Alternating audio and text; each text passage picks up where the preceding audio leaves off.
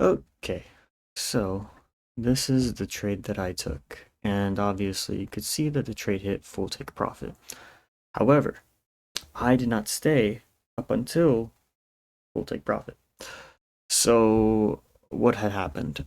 I was in the trade, and this candle here, this large green candle here, right there, where the dotted lines are, that green candle hit my trailing stop, and I ended up exiting the trade, and the trade ended up moving all the way to my take profit, which was right here.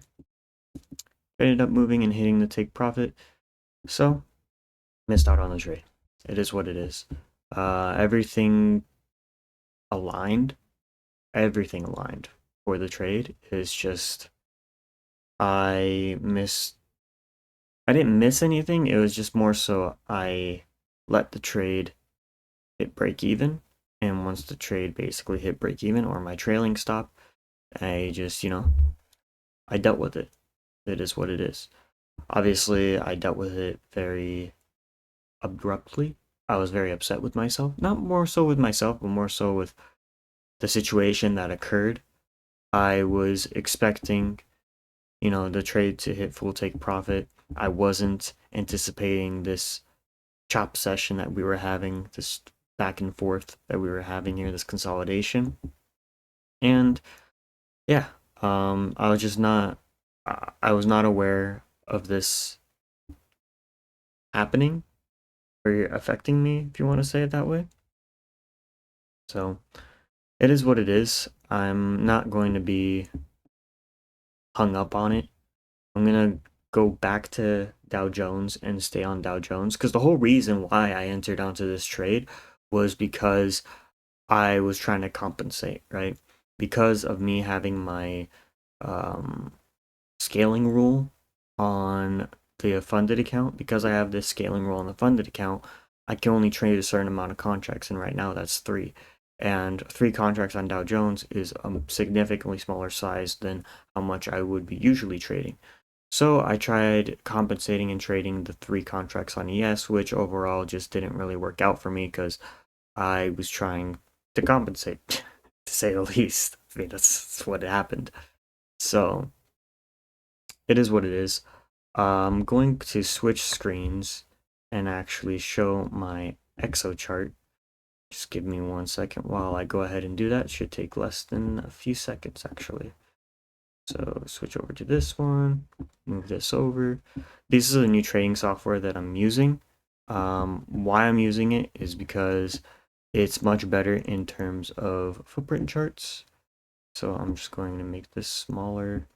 I have to make it significantly smaller. That's too small. Okay, now we have to make it significantly larger. And give it a second. Good enough. All right. So here is the EXO chart. So what exactly did I focus on? What did I trade? And why did I decide to have an entry? So my reason of entry was because we had where is it?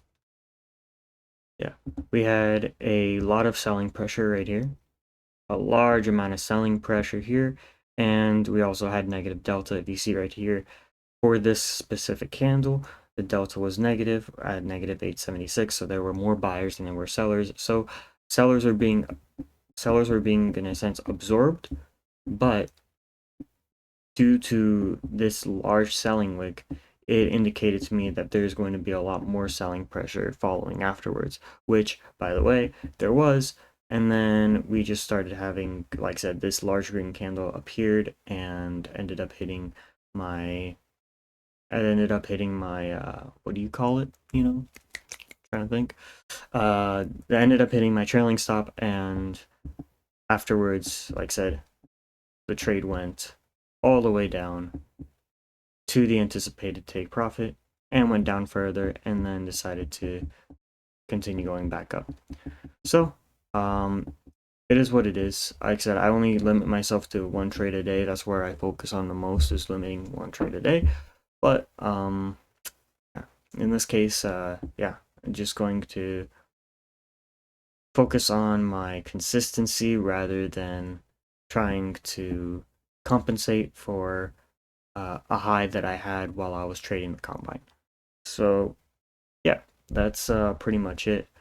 That's all I can do right now, is to focus on my consistency, because I mean, long term, if I think about it long term, that's how I'm going to be successful in this. So yeah, that's pretty much it.